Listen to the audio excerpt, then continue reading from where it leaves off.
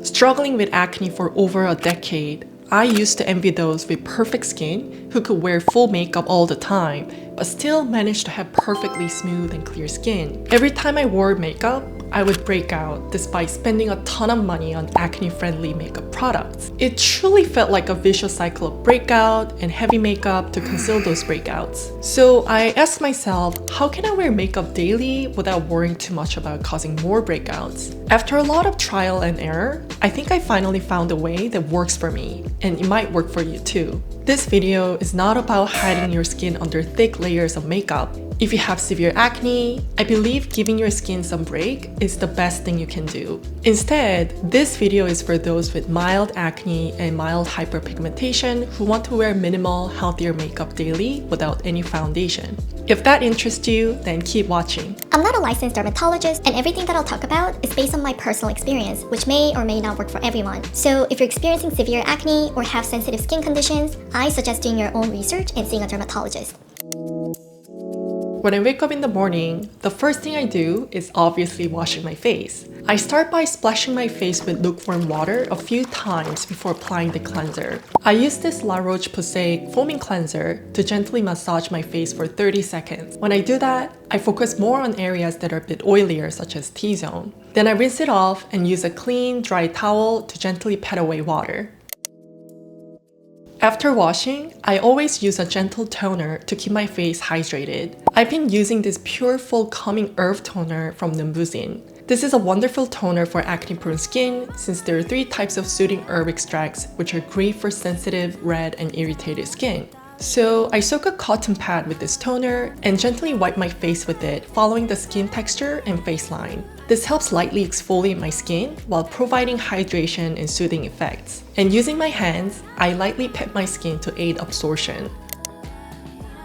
Now it's time for a serum.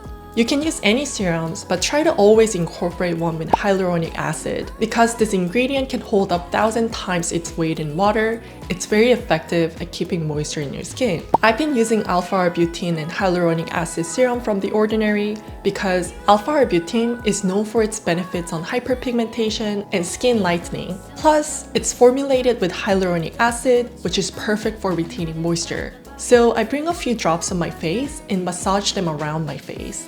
In a similar manner, I apply this pantothenic B5 serum from Numbuzin. Pantothenic B5 helps strengthen the skin barrier and also has healing properties for wounds and scars. So it's a wonderful ingredient for post-acne marks as well as active acne.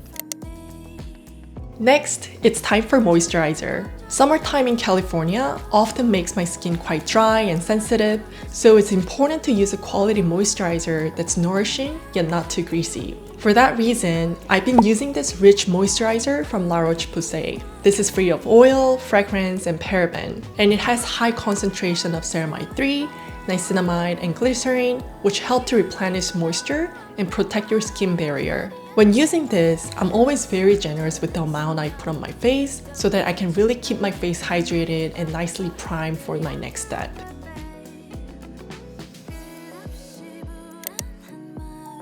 And the next step is applying sunscreen. Acne-prone skin is more susceptible to hyperpigmentation, and sun exposure can worsen these dark spots and make them last longer. For me, since I don't spend a lot of time under the sun, I typically use different oil-absorbing moisturizer with SPF 30 because it's lightweight, doesn't clog my pores, or break me out, so I can comfortably use it every day.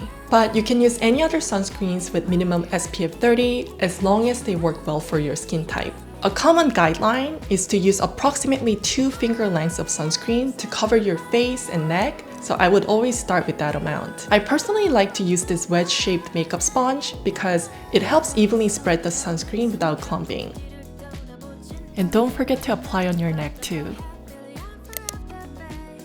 Now let's talk about coverage makeup. On a day-to-day basis, I generally don't use foundation anymore unless I'm going out with friends or attending some events. Instead, I like to only use concealer in spots with blemishes or redness because I find that such minimal coverage is the best way to avoid breakouts while still getting the benefits of makeup. So let me show you how I do my makeup without foundation and only with concealer. For concealer, I've been using Neutrogena Skin Clearing Blemish Concealer, which is the right shade for me because it's not too light or not too dark. And even though it's not a perfect, high coverage concealer, it works great for me because it generally doesn't break me out, and it's formulated with 0.5% salicylic acid. This concealer is claimed to be made with micro-clear technology that blends salicylic acid with sebum dissolvers to help boost delivery of this ingredient. So you can basically treat acne and prevent future breakouts at the same time. My only complaint is that it doesn't have a broad range of shade options. But if you can find the right shade for you, then I think this can be a really great budget and acne-friendly concealer for daily usage. So first, I squeeze some concealer out of the bottle, and with a clean, flat brush, I bring it onto my hand.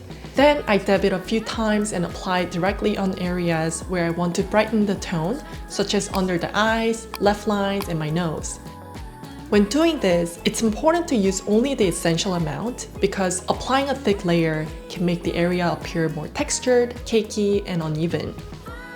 When applying concealer on my nose, which has uneven planes and textures, I use this 정샘물 Skinny Tap Puff to gently press the concealer into my skin so the product can evenly penetrate through the surface to fill in the texture. I learned this technique from 정샘물's videos. She's a well-known Korean makeup artist, by the way. So if you're interested in more professional makeup techniques, which I also incorporated a lot in my routine, you should definitely check out her channel. Next, I use a smaller brush to spot conceal hyperpigmentations. When the discoloration is too prominent, you can always use color correctors. Basically, you want to use opposite colors in the color wheel to help cancel out these marks. And on top of that, you can apply regular concealer to effectively conceal it without overusing the concealer. Here, I'm using 정샘물's Artist Concealer Palette.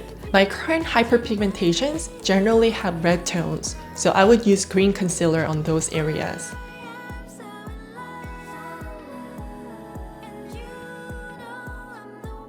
On slightly more orange spots, I would use this lavender concealer to compensate for the color. If you want fuller coverage, feel free to use color correctors on larger areas like under eyes and left lines. After the concealer step, I apply some light contours around my eyebrows and nose. I use contour shades from Too Cool for School kit. I blend these medium and dark shades with my brush. And with gentle and circular motions, I apply it starting from the corners of my brow bones to the middle of my nose line.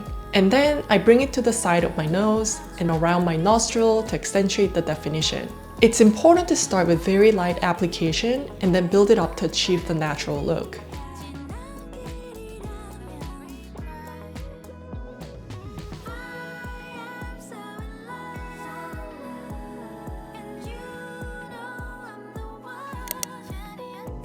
Next, let's apply some highlighter. I use this highlighter from Dior Backstage Glow palette. I use a small amount with my brush and gently apply it on small areas where light will naturally hit, which I call natural glow spots. If you want to find these spots on your face, a good tip is to stand in front of a well-lit mirror, squint your eyes, and see which areas have the glow spots.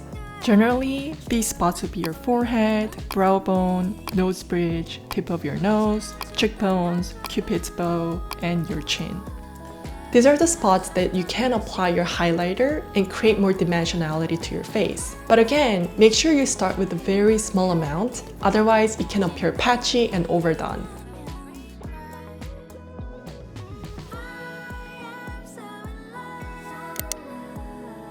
Next, we'll do eyebrows. First, I use this eyebrow brush with bristle to comb the hair following natural directions of the hair growth. And then I would use my darker contour shade to define eyebrow areas. I naturally have very full and dark eyebrows, so I don't really need to create thick and solid shapes that will make them appear unnatural. The key is to discover your natural eyebrow shapes and to identify where you want to accentuate. You can do it by elongating your brows or adding extra hairlines with your eyebrow pencils.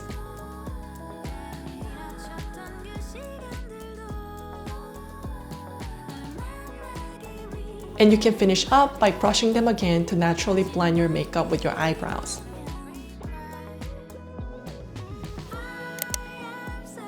For eyes, because I'm going for a natural look, I will only use minimal eyeshadows with some nude brown tones. I'm gonna use this Tony Moly The Shocking Crush on palette, which I got as a gift from my friend.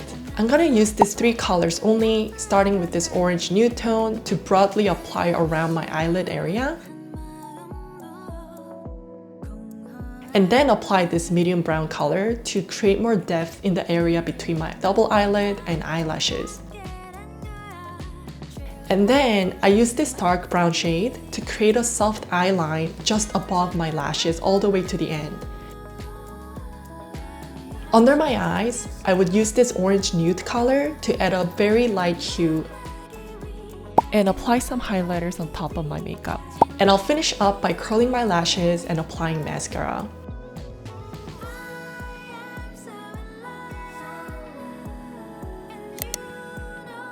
Lastly, I'm gonna put on my favorite lip gloss, which is Juicy Lasting Tint from Romand.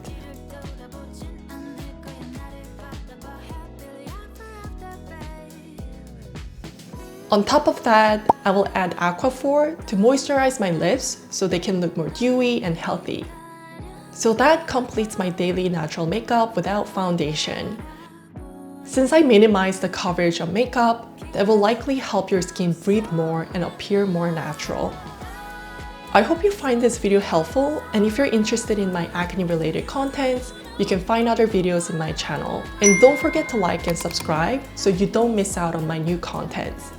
Thank you for watching, and I'll see you later. Bye!